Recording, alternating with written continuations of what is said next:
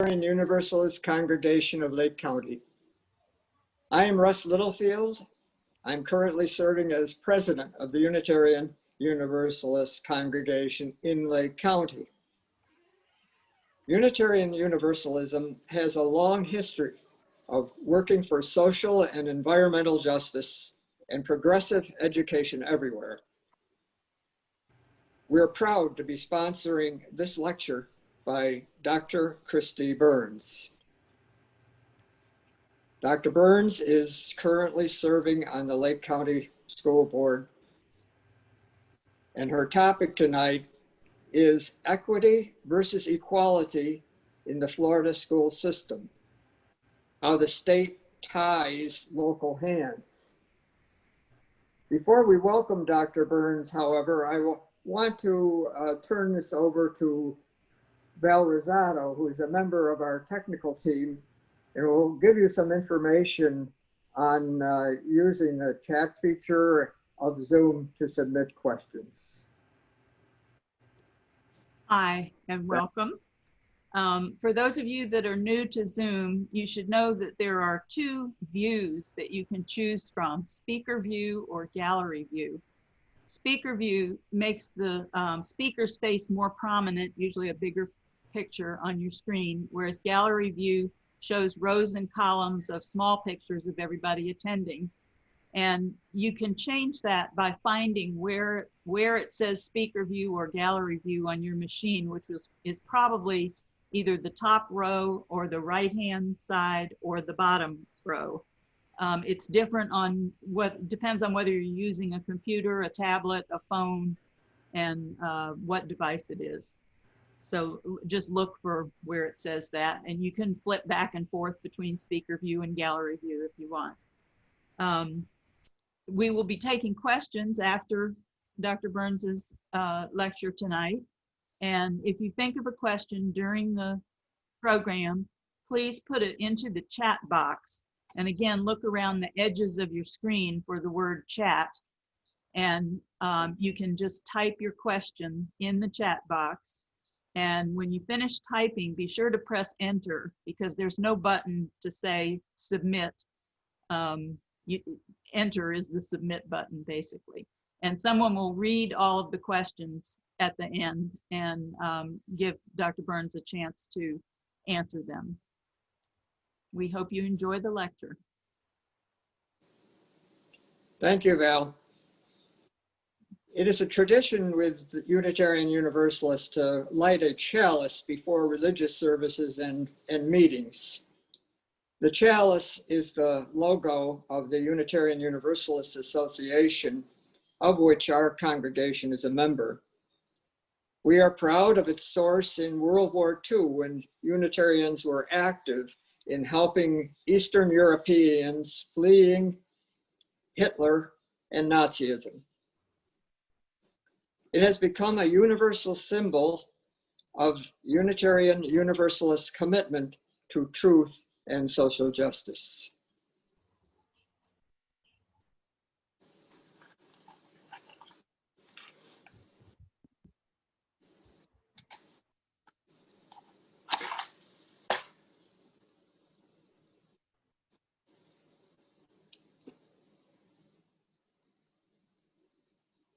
May the words that we are about to hear take root in our heart, that we may be inspired to speak and to act in ways that make for beloved community.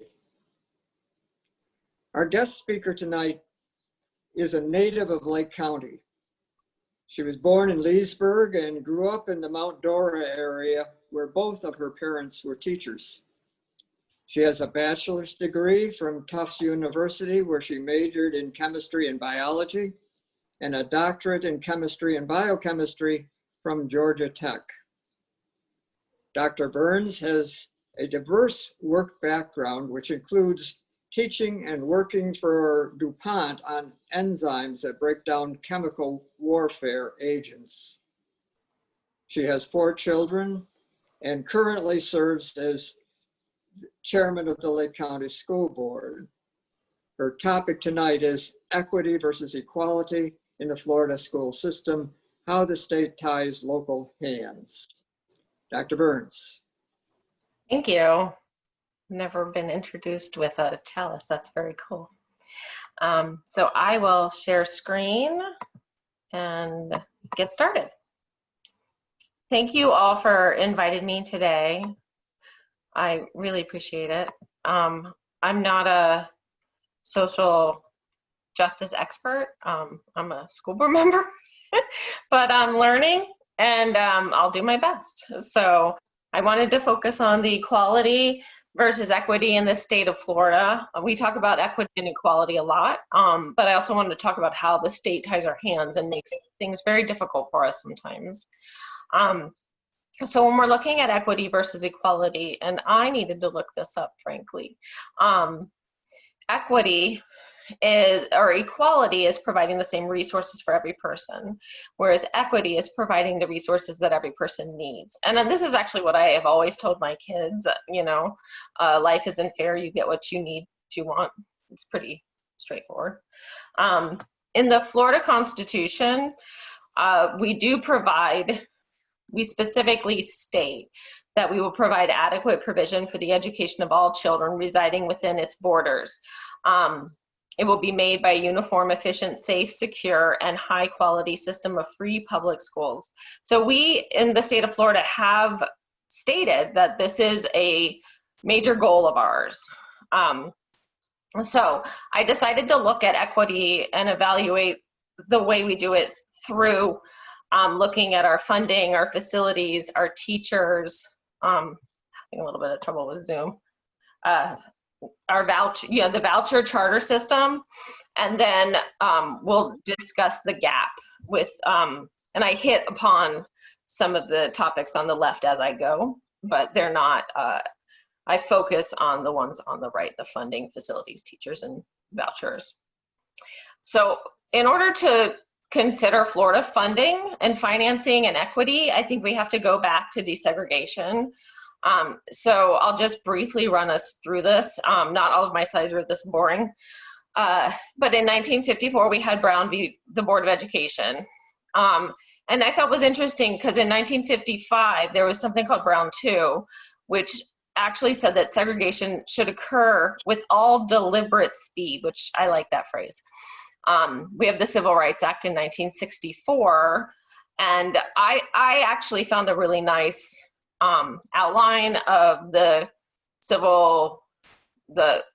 integration of the Orange County schools, which I linked down below. There wasn't as good of a one for Lake County, so I follow Orange County here, but Lake County was pretty much following Orange County, except for we weren't like suing. We were leaving that up to the big boys to do. So in 1964, Orange County was required to create a desegregation plan. So 10 years later, they were supposed to come up with a plan. Then in United States versus Jefferson County, it was mandated in 67 that they should use all possible techniques to integrate the schools, and they needed to include busing. So then in 1970, that's when Lake County schools finally integrated. There was yet another decision to include busing, and they began threatening locals in Florida with the loss of federal funding. And then in 71, the Fifth Circuit threatened the Orange County school board members with contempt of court. And so they finally went through with a legitimate plan. There was multiple plans throughout the years submitted, and they finally went through with it in 1972. And then in 1972, there was, I didn't know about this ruling, was another ruling that Brown versus the Board of Education, and the article said it extended to Mexicans, which is why I put Mexicans there. I'm not sure if that is just old language, or, and it would actually apply to all Latinos, which is what I assume, but I just left it as what the article said because I wasn't sure. So when I mentioned that they were supposed to do it with all deliberate speed, I thought this article talking about Florida's 10 years of deliberate speed was very appropriate. So the Florida developed their Florida Education Finance Plan right after segregation. So I think this was a direct response to trying to create an equitable system in order to fund the schools. So in 1973, after we integrated in 72 finally, in 73 we came up with the FEFP, which is still to this day, it's a giant funding plan.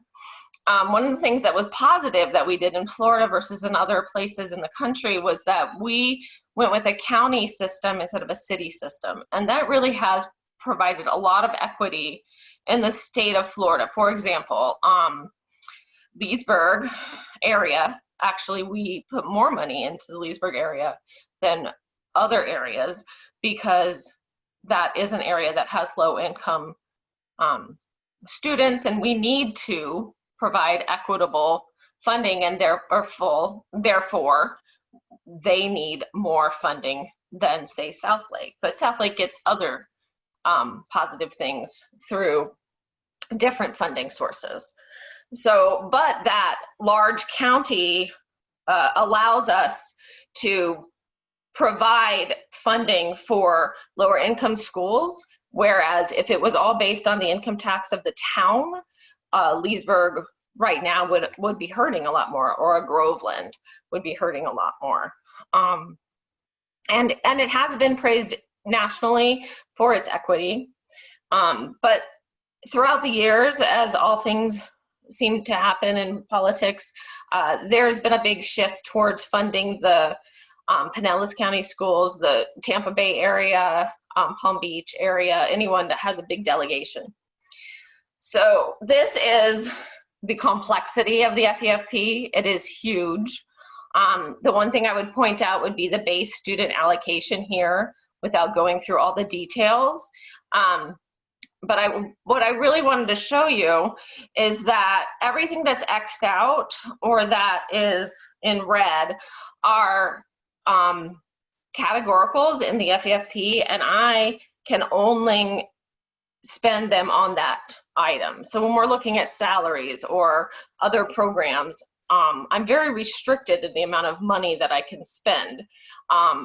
For example, like just looking at this list, we do now have a DJJ facility. That money goes straight to them. We don't get declining enrollment or sparsity. Safe schools money never is enough. That pays for our SROs. ESC funding is never enough. But like we do get that reading program and that SAI, that kind of stuff we can use a little bit more creatively. But in large part, our hands are tied with the massive amount of categoricals in the FEFP. The other thing that ties us is, while the FEFP is relatively fair, it's, we get hurt because we're small, and we're not small enough to get that sparsity supplement and all the little things that like people in the panhandle get. We're not that small, but we're also not big enough to get like the funding that Miami would get. And so when you look at the base student allocation, you can see that the base student allocation since 2008 has increased by 1%, whereas the consumer price index increases by about 3% per year. So we're not keeping up. Our funding from the state does not keep up with inflation or cost of living increases.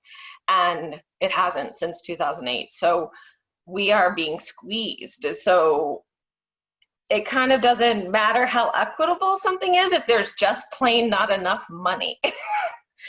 So this giant formula, this giant thing is the list of all the FEFPs, or is the FEFPs for every county.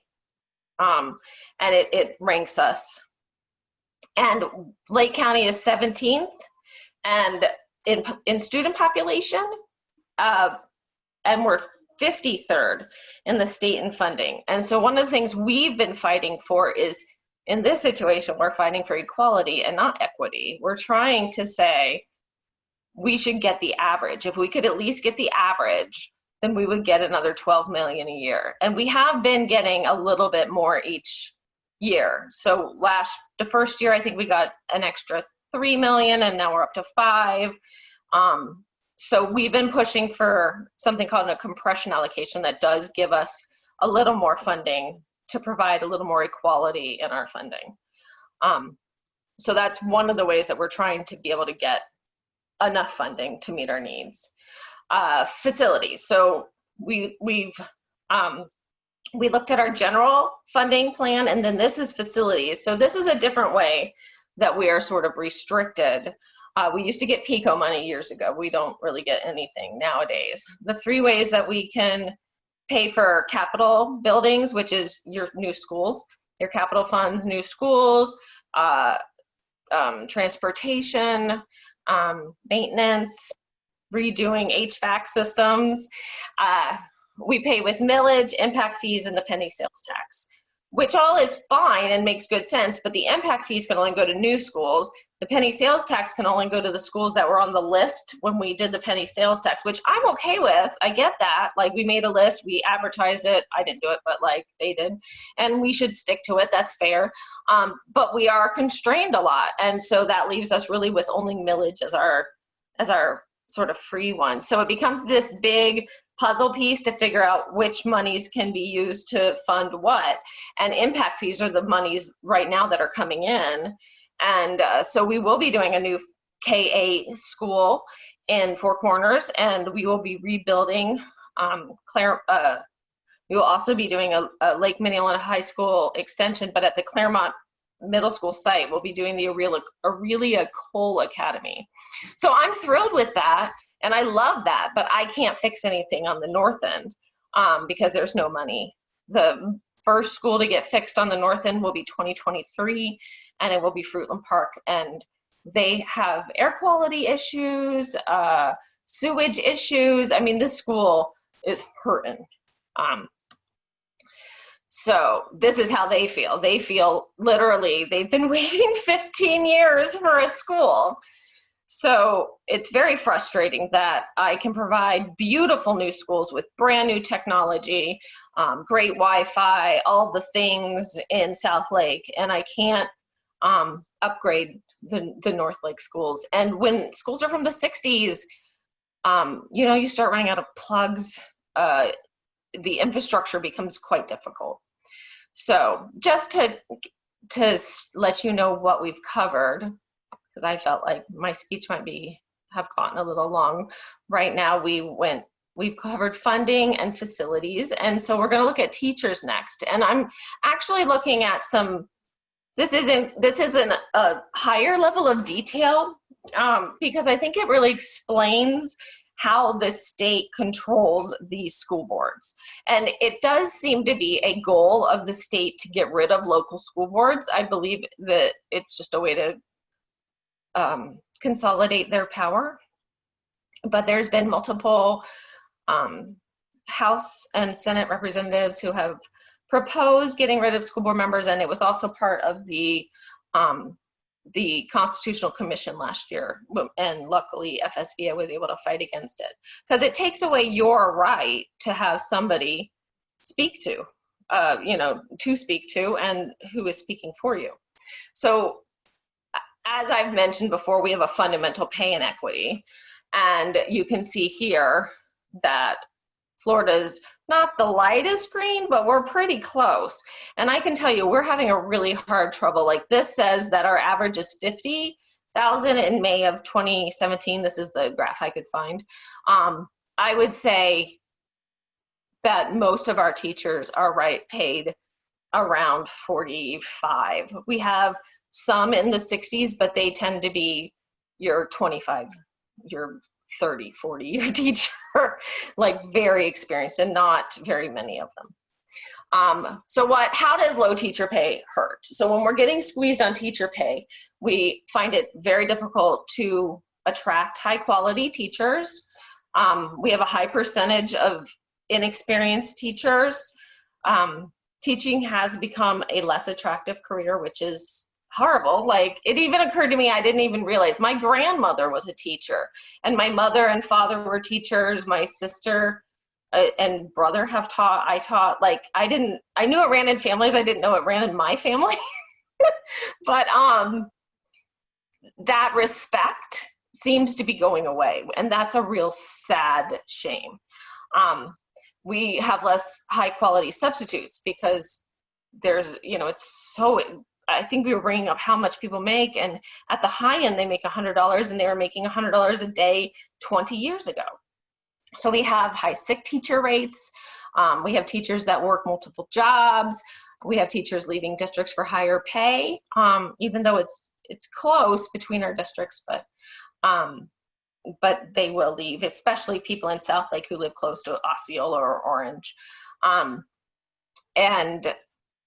High achieving schools will get better teachers, because when you're a high achieving school, you get school funds, you get money for the school, and then that goes to the teacher. So it's easier for high achieving schools to get people who want to work there, to get applicants. And in the opposite case, when we had Beverly Shores last 2 years ago, it was very hard to staff them because when they became a D school. So that's very frustrating. And like most everybody, teachers enjoy new schools. Okay, so this is how teacher performance pay has been set up. So what happened in 2011 was a new law was passed by Governor Scott, and it really trashed and got rid of grandfathered teachers. Any teacher that had tenure, they could keep it. So they are your grandfathered teachers, and they either have continuing contract or professional services contract.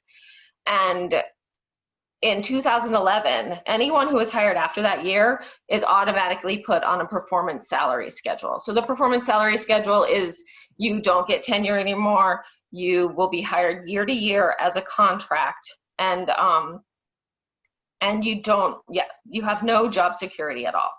So I wanted to clarify specifically how I have to pay teachers, because this is a bargaining issue, but it's also written into state law.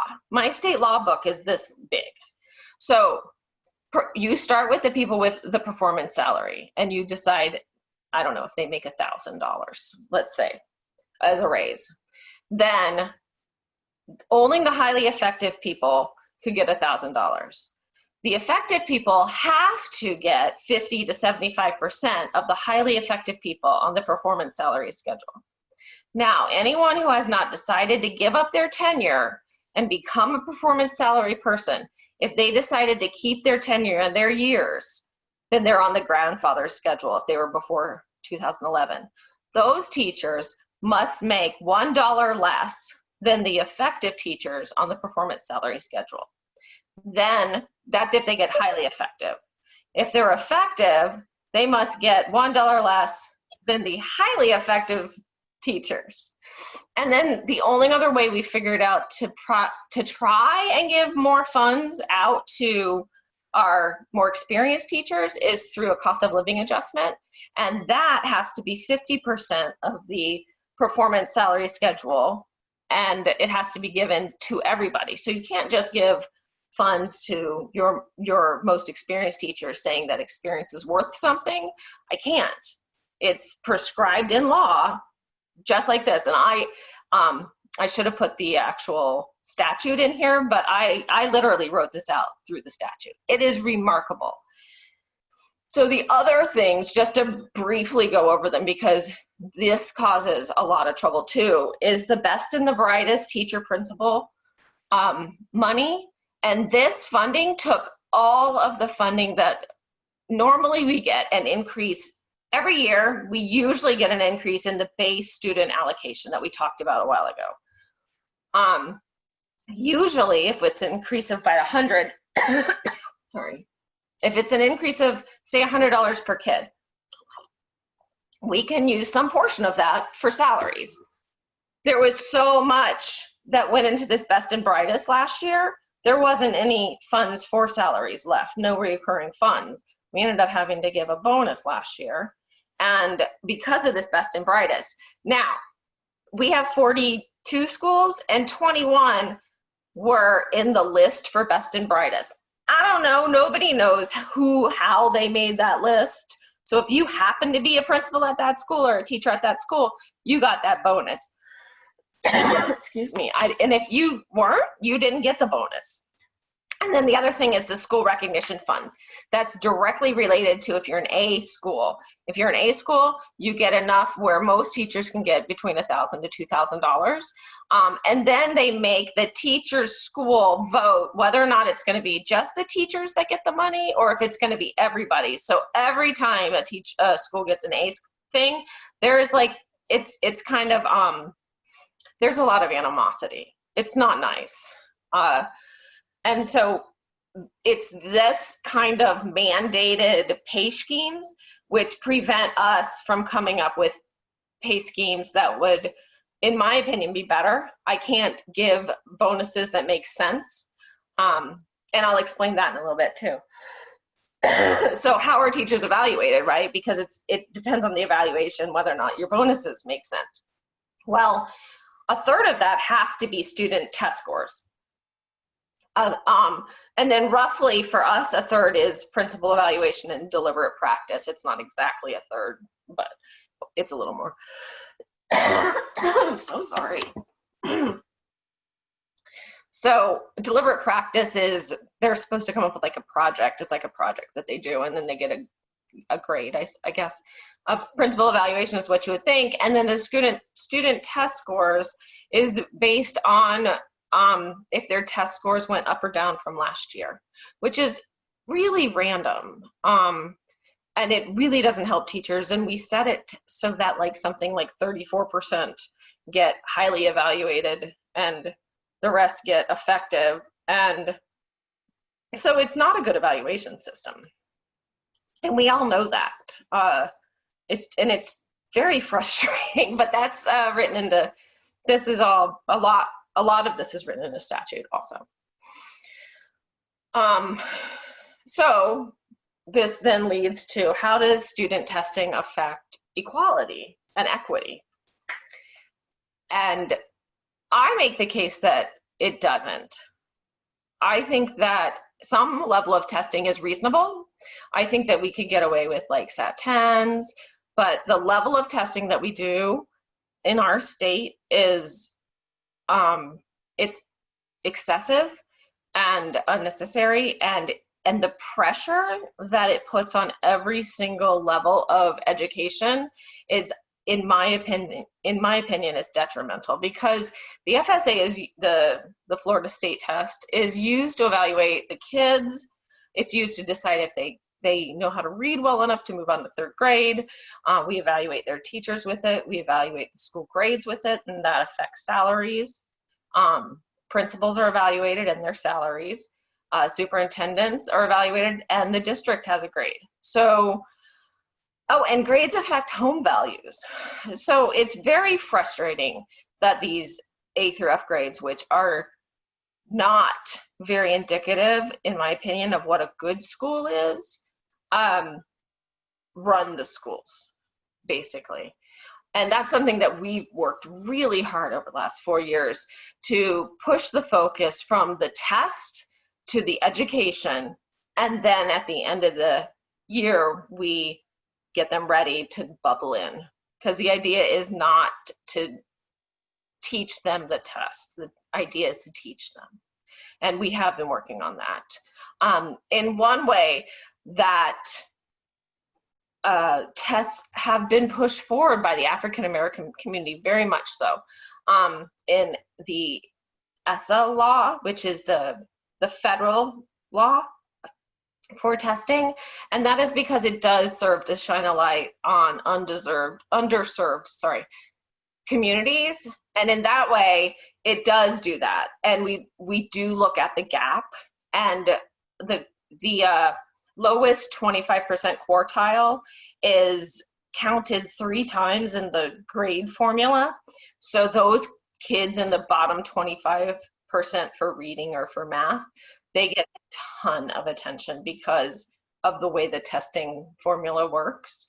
But they probably need a ton of attention, so that's good. So a lot of people are like, well, if you don't have a test, how can you possibly have accountability? You can't have accountability. First of all, there's a couple different ways to do tests that make so much more sense, as opposed to just preparing for them all year long and then taking them at the end of the year, you can give them randomly. And the NAP, which is the Nations Report Card, and the PISA, which is the international version, and it really focuses on creativity and thinking problems through and critical thinking. Those are given randomly, and they're given to American children too. You can do grade span testing where you just do once in middle, once in elementary, once in high. And you can also do like the SAT, ACT, since most kids are going to take it in high school anyway. So at least you're not double testing. And then there's a level of trust. You have to be able to trust that teachers will teach. And if they're having trouble, you can provide support. But we do internal testing. I'm not saying that, I'm talking about excessive standardized testing. We look at our kids constantly and look at the data and see how are they progressing. So that's what I want our teachers doing. And then I want our principals able to mentor our teachers, and I want them to evaluate them well. And that's something that we have been training them for 4 years on. And one thing I hear a lot, and it really bugs me, is how can we possibly know if schools are good or bad if they don't have an A through F grade? And the answer is we figured it out for all these years before A through F. Before the 90s, we could figure out which schools were good, and we can do it again. We do not need some sort of scores to tell us. Our communities can tell us. So moving on to charters and vouchers. This is what some people say, and I think it's controversial, but some people say that charters and vouchers are segregating our schools again. And you can see some of that for sure in the way, in who is selected, who gets to go to the charters and who gets the vouchers. So in 2016, we hit $1 billion in vouchers. That's 3.7%. My biggest concerns with vouchers, my concern is public money for religious education, which to me is a separation of church and state quite clearly. Public monies for questionable quality. In our area, most of our private schools are elementary private, and multiple schools aren't reading on grade level. Private schools do not have any sort of accountability. And I don't know that we want to force them to do tests if we don't think that they're good, or if I don't think they're good in the public school. I think I would rather suggest something like the SAT 10 for them and for us. And then with charters don't bus. Private schools obviously don't bus either. But as we mentioned, or as I mentioned in the segregation, busing is a major deal. And we have no mandated, ESC is mandated with charters, but there isn't any accountability. And there's no mandated standards on safety or facilities with charters. And when I say charters, I'm talking here about private charters. We do have something called conversion charters in Lake County only. But there's multiple other laws that are relaxed. So one of the laws I wanted to point out that's relaxed is that public schools are all hurricane shelters. So if in the state of Florida, we tend to be used as the shelter location, people evacuate to us. And our private schools, we have a private school right now. I'm not even sure what building they're using, but they're using the public bathroom at it's not a private school, it's a private charter, is using the public bathroom at Cooper Memorial Library, which is very odd that that's legal. And there aren't any rules on whether or not they protect their kids for COVID. So there's the lack of regulations in private schools or in private charters is very concerning. And it's concerning because private charters are getting funding for buildings now. They're getting capital funds. And it's not that public schools are getting so much more capital funds so that we can build to what's called SREF standards, so that our schools are all hurricane proof. We're just dealing, and now private schools are getting, or private charter schools are getting some of our funding, which is very frustrating because if they use that private funding and their charter school goes away, they keep the building. So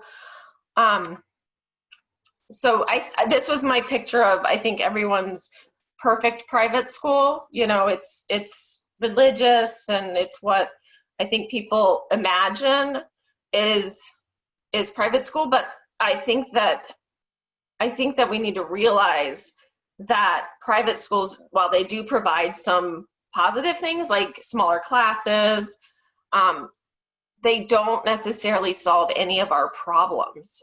We don't know that they're better than public schools.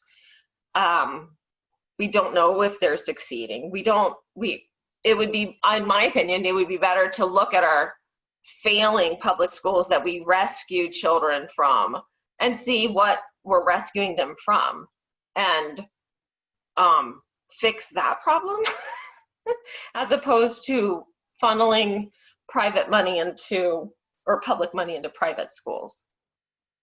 So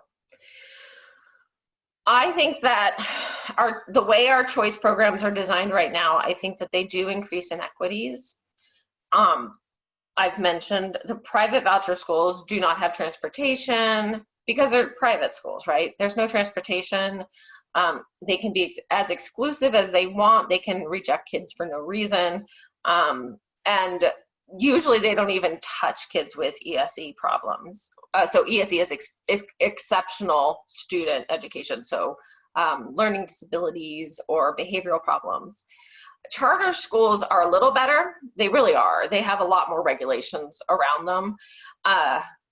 And sorry, my list is disappearing.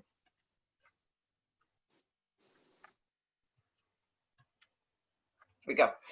And so, but charter schools are also quite exclusive. They also do not provide transportation. I think if that one law were changed where charter schools had to provide transportation, that could be massive for equity in the state of Florida to get children to those good private schools, because some of them are really good. They're not necessarily better or worse than public schools, and there's plenty of public school models that could mimic charter schools, but they're not. There are good charter schools. So, right, parents have to be interested. So that's a way that's a way that excludes children of lower incomes. Parents that need to work 3 jobs don't necessarily have the ability to get their kids into a charter. Kids in charters will be removed for behavioral problems and sent back to public schools. And then your special needs children often are discouraged, and they're discouraged in a really kind way. They're discouraged because the public schools have more offerings. And that while that's true, that isn't necessarily helpful, because we aren't given enough funding for ESE students either. So I would prefer that charter schools had to handle their own ESE children and then were given funds for it. And so where are we? Do all these structural inequities, just lead us to this factory education where we're just pouring kids out? And I think that that's sort of what was that? Looking for Superman movie, where it's just the kids are being pushed right through the system. It's all exactly the same, and it's like the factory educational model. And I do not think that that's what we're providing in Lake County schools. And so I wanted to take just the ending to let you know what we are doing and what we can do to make things better within our abilities. So something that Lake County schools decided to focus on this year was the achievement gap. And I can't take credit for this. I was beyond thrilled to learn that we were working on this. The achievement gap refers to the disparity in academic performance between groups of students. Typically, your children of color are in the lower end and your white children do better due to many, many reasons. And some of those reasons can be simply the questions don't make sense. I've heard questions like, in different parts of the country, children don't know what a moccasin is. So here we think of it as a snake, and in other parts of the country, they think of it as a shoe. And if you ask a Floridian a question about a moccasin, you're going to get a very different answer. Things like that, something as simple as that, can significantly affect your test scores when you're looking at gaps. But in Lake County, African American, it is absolutely a real phenomenon. African American children are 1.8 years behind in grade level, and Hispanic children are 1 year behind. And this can be seen in grades, standardized tests, course selection, dropout rates, and college completion, sorry. So what are we doing? So what we did was, so far, after apparently 3 years of trying to get Mr. Muhammad, we invited Anthony Muhammad to come every year. The district puts on a leadership conference for all principals and their leadership teams. And Mr. Muhammad came, and he was amazing. I was able to like zoom into the conference and listen. And he really reached that crowd. It was cool. It was neat to listen to. He talked about children of color and how do we reach children of color, and are the books that we're choosing the right books for them, because he brought up the point of Tom Sawyer, which has the N-word in it many, many times. And while it's considered a classic, he said for Black children, it makes them cringe. It makes them feel ill. So maybe that's not the book for Black children to read in 6th grade, you know? And he brought that up, and he said, so what do? We reintroduced it as a historic study in high school when they were ready for it. Things like that. So, so this isn't designed to be a one-size-fits-all program. What we're doing is where our own leadership groups now will go, and they will either work on this book or a different book. There'll be black people, white people of all colors, people of color, will meet and discuss what can we do. Let's look at our curriculum. Is our curriculum biased? Where is the bias in our curriculum? What can we do differently? Are we providing the right menu of options for children of all colors? Are we looking at children of color, are we misinterpreting a cultural exuberance as bad behavior? That was another point that he made. And as a person who was raised Italian, he talked about how children respond to culture in the way that they respond at their churches. And in Black churches, it's important to be excited and in it and with it. And then when those children go to school and they say, "I've got you, teacher, I get it," then they get in trouble for acting in a way that they think is normal and their culture thinks is normal, but perhaps the white culture doesn't think is normal. And so it's up to us to look at our own biases and be able to teach to multiple cultures. So that's the work that our schools are starting this year. And I say we're starting it because I think it's going to be a hard process, an uncomfortable process, and I think it will be work. But I think they're ready for it. And I was just really proud to be part of that. Another thing that we're doing is introducing restorative practices. This is coming as a result of our the safety tax that the taxpayers paid for. One of the things we're doing is training all of our teachers in restorative practices. And not all schools have rolled this out, but restorative practices focus on fixing the problem. I often say my kids don't cry over spilled milk because I don't scream at my kids. I look at them and I say, fix it. So my kids get a towel for spilled milk. So restorative practices focuses on the community and fixing the problem. And if they need to apologize, maybe they've wronged someone, they would have a conversation that would be facilitated by a guidance counselor. And now we have guidance counselors that can counsel because of that money that was given to us by the taxpayers. So I'm really excited by restorative practices. And the other things we've been able to bring is the alternative suspensions, the PASS program, positive alternative to school suspension. So that's basically in-school suspension or Saturday school, depending on how the school has it set up. And then the Lake Success Academy is specifically for children who have been expelled. And then this is in lieu of expulsion. So they will go to this school. I put the principal of the school, Portia, right here because she's she's so epic. I love her so much. And that picture was great. And it's so her.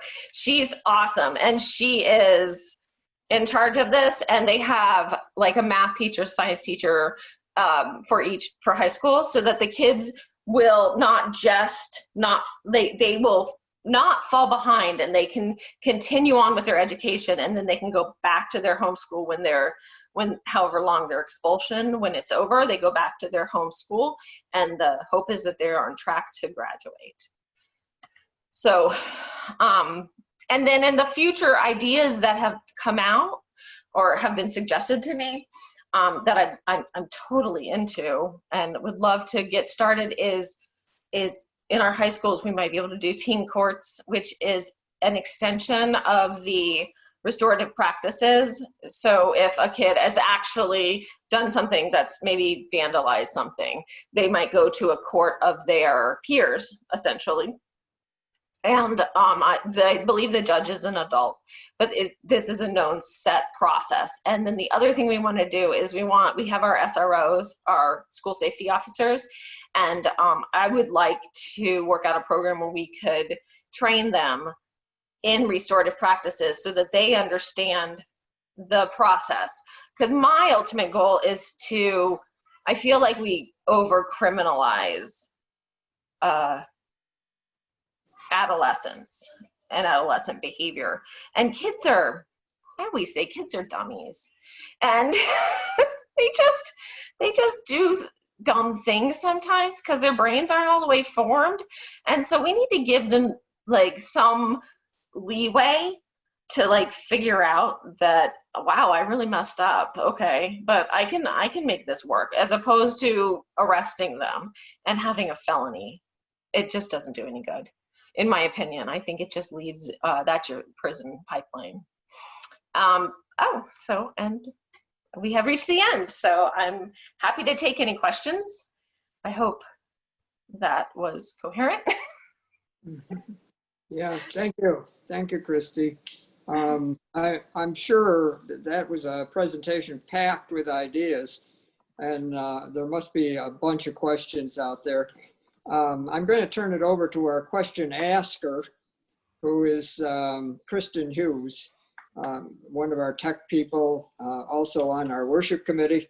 So Kristen, what do we have for questions? Well, we've had a very active session, and I want to thank Kristi. Thank you for making some very complex stuff very digestible and understandable. Thank you. We do have a batch of questions, and they're going to bounce around on topics. So I'll try to phrase them in a way that makes sense. People were reacting to your talk as we went through the talk. Okay. So right out of the gate, this is kind of a big one. How can we find out if racism has played a role in the reduction of public school funding? I don't know. I mean, I would say it's clear that we have pushed against integrating the schools. It's really clear that we fought really hard, like legally, against integrating the schools. And then just around the 90s is the exact same time that we got rid of the laws mandating the busing and mandating the integrating of the schools. And that's the same exact time frame that the charters started. And so it is a little questionable. It is, I don't know if that's the right word, suspect. But I would guess it would be more of a how much, what I still don't know is I suspect charters have got to be near half the budget because they're all funded by FTE. FTE is per kid. They're funded per kid. So, and there's so many charters. So my guess is that any resegregation has been done through charters or resegregation. Let me jump to another related question so as not to bounce around too much. Let's see if I can get this to stay in the place I can read it. I'm sorry. Ninth graders get to my class. When they get to my class, they barely know the difference between the Civil War and the Civil Rights Movement. This teacher introduced a speech by John Lewis on the Rhode Island, it's the craft and structure. Yes, he's from that curriculum, smiley face. I had to teach them what Jim Crow was and what happened in Selma. They were able to be engaged in the text, and many of those students are Black. Is the board supporting the textbook committee and ensuring that books are vetted history books and ensure that African American history is included? So that's definitely something that's part of what the schools are looking at this year with those committees, with those leadership committees. Textbooks are made in Texas and in California, to my knowledge. And the Texas textbooks are much more whitewashed than the California textbooks. And we get ours from Texas, and they are on a state list. And I don't think we could even order different ones. Thank you very much. A little more generic question. How does Florida handle pre-K? Okay. I lived in California and there was no pre-K, so it's better than that. And we provide either a year of half school or a semester of full day. And that's only for 4-year-olds. So like when my kids hit 4 years old, I didn't think it was very useful, but I could afford to keep them in the daycare they were in. We do have voucher money for private pre-Ks for people of low income. So, but I would say it's weak. We need it needs to be strengthened and expanded. Thank you. You're welcome. All right, so this came in from our one of our financial people. Why doesn't Lake County get the average? And I'm guessing that's for applying to the conversation about budget allocation. Right. So one of the differentials that they apply to the base student allocation is called the DCD, the district cost differential, and it is matched, I think, to the consumer price index. It's matched to people's homes values. So say Seminole County, they have much higher home values than we do. So they get more of our tax money. For every dollar, we get like 98 cents back, and they get like $1.02 basically. But those pennies start really adding up when you're talking per kid. Thank you. You're welcome. So who does the determination of your rating? And the animosity question among colleagues has always been a concern in merit pay discussions. So who speaks to the negative effect of animosity amongst colleagues? And is the system scheduled for review in the near future? I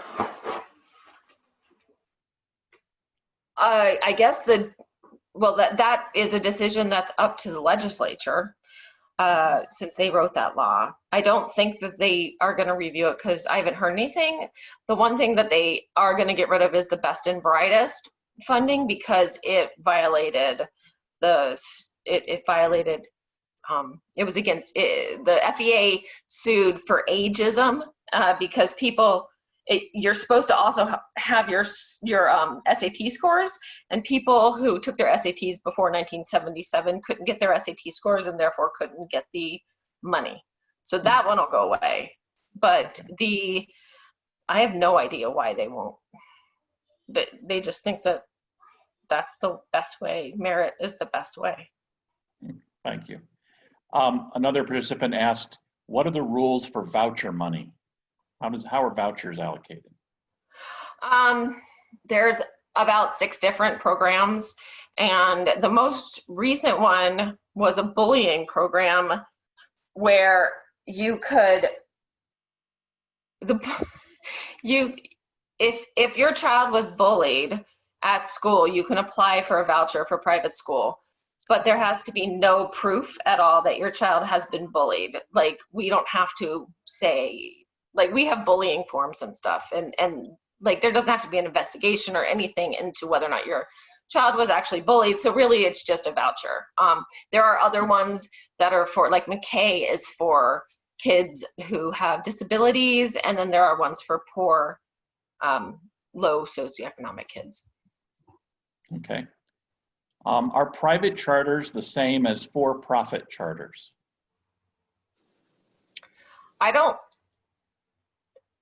Yes, because we don't have, the only difference we have private charters and we have conversion charters in Lake County. So conversion charters there's only a few in the state, and we have 4. Conversion charters were schools that said we want to become charters, and they were like the first charters. And honestly, they're some of the best charters. We have actually really good charters in Lake County. Our conversion charters do good work. But the private charters, they just, they're the ones that they definitely make a lot of money off of children. And most of the senators who work on the legislation are getting kickbacks from their own charters that they own.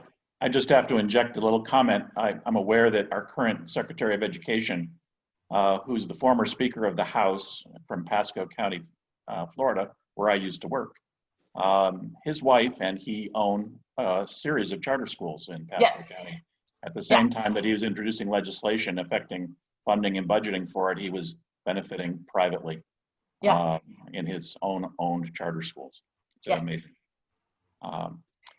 It's very sketchy. And to follow along that same line, there was another question. A participant asked, can you name, or are you willing to name, any particular politicians who are strong advocates for public schools, and politicians who are proponents of private charters? And a tag along to that is, do private charters do they keep all of their gifted students? Private charters wouldn't give up their gifted students. Right. So yes, would be my guess. Those kids are called high flyers, so they score well, so they want them. I can't think of, in general, the Democrats do not like voucher money, and in general, the Republicans do. But I can't think of, like, Corcoran. I think Frezin was really, before he went to jail, was really big into charters. We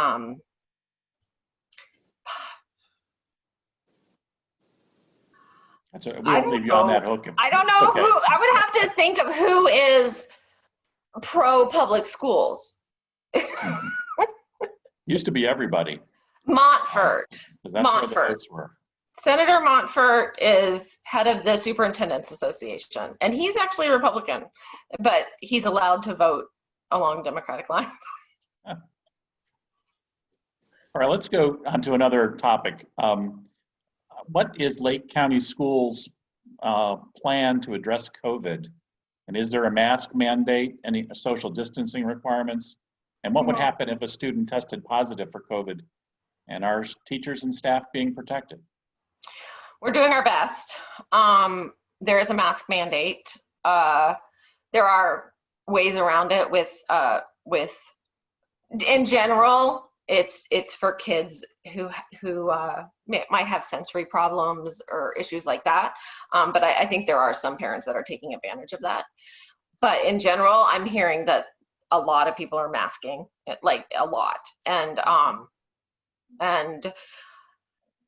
so we have masks, we have Social distancing.